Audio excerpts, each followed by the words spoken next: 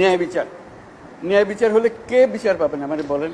আপনারা বলেন যে আমি মানুষ, আমি বাংলাদেশের মানুষ, আমার সাংবিধানিক অধিকার এই, আমাকে দিতে হবে। সব সরকারের কাছে এটাই যাবেন, আর কিচ্ছু চাই না। আপনারা ধৈর্য ধরেন, করতে পারলাম কি পারলাম না সেটা পরে বিচার করেন।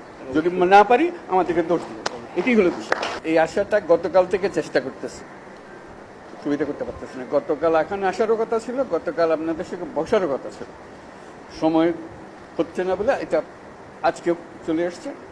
আজকে আরেক মিটিংয়ে এসেছি, সেই মিটিং দিয়ে বললাম যে এই কথা হচ্ছে কিন্তু কাজটা হচ্ছে না, আমরা এখনই যাব। ওই অবস্থাতে চলে এসেছি, আবার ওই মিটিংয়ে গিয়ে যোগদান করবো। কাজে এই পরিস্থিতিতে আসার কারণটা হলো একটা বড় রকমের একটা বিভেদের আওয়াজ শুনছি, যেটা বিমানবন্দরে নেমে যেটা বললাম যে এমন বাংলাদেশ আমরা করতে চাচ্ছি যেটা আমরা এক পরিবার, এটি হলো মূল জিনিস। এখানে পরিবারের মধ্যে কোনো পার্থক্য করা, বিভেদ করা, এটার কোনো প্রশ্ন আসে না। আমরা বাংলাদেশের মানুষ, বাংলাদেশ, এটি আমরা নিশ্চিত করতে চাই। এটা নিয়ে আর কোনো বাদ বিবাদ ইত্যাদি জানি না। আমাদের যে গণতান্ত্রিক যে আকাঙ্ক্ষা, সেখানে আমরা বিবেচিত মুসলমান হিসেবে নয়, হিন্দু হিসেবে নয়, বৌদ্ধ হিসেবে নয়, মানুষ হিসেবে আমাদের অধিকারগুলো নিশ্চিত হোক। সমস্ত সমস্যার গোড়া হলো আমরা যত প্রাতিষ্ঠানিক আয়োজন এগুলো করেছি সব কিছু পচে গেছে, এই কারণে এই গোলমালগুলো হইতেছে। কাজে আমরা প্রাতিষ্ঠানিক আয়োজনগুলোকে ঠিক করতে হবে। যে ন্যায় বিচার হলে কে বিচার পাবেন আমাদের বলেন। আমি কি দেখতেছি এটা কোন ধর্মের কোন জাতের কি, এটা বলা আছে, আইনে বলা আছে। আপনার বিচার এই সম্প্রদায় হলে ওইখানে ওই আদালতে যাবে, ওই সম্প্রদায় হলে ওই আদালতে, আইন একটা।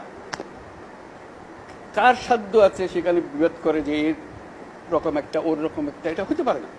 তো আমরা সেইখান থেকে, এটা এমন রোগ, মূলে যেতে হবে। আপনারা যদি বলেন যে আমাদেরকে এইভাবে সংখ্যালঘু হিসেবে এইটা হলো যে মূল সমস্যা থেকে আমরা দূরে সরে যাচ্ছি। আমাদেরকে বলতে হবে আমাদের গণতান্ত্রিক অধিকার প্রতিষ্ঠিত হবে, সেটা পেলে আমাদের বাক স্বাধীনতা প্রতিষ্ঠিত করতে হবে। যেগুলো আছে এগুলো করে আমরা নতুন কিছু করি, আমাদের হিউম্যান রাইটস প্রতিষ্ঠা করতে হবে, মানবিক অধিকার প্রতিষ্ঠিত করতে হবে। আমরা এটাই হলো আমাদের মূল লক্ষ্য। আপনারা যদি টেনে টেনে নিয়ে আসেন আমি অমুক, আমি তমুক, আমি, এইটা আবার পুরানো খেলায় চলে গেলেন। এটা আপনাদের ওই স্বীকার করার জন্য যারা বসে আছে তারা এগুলো স্বীকার করবে। আপনারা বলেন যে আমি মানুষ, আমি বাংলাদেশের মানুষ, আমার সাংবিধানিক অধিকার এই, আমাকে দিতে হবে। সব সরকারের কাছে এটাই যাবেন, আর কিচ্ছু চাই না। আপনারা 6000 mAh battery, one and only Power Master, Next G N73.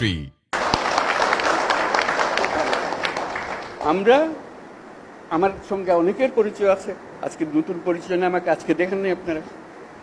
আমরা যখন শুরু করি আমাদের কাজ, গ্রামীণ ব্যাংকের কাজ, আমরা গরিব মেয়েদের নিয়ে কাজ শুরু করছি।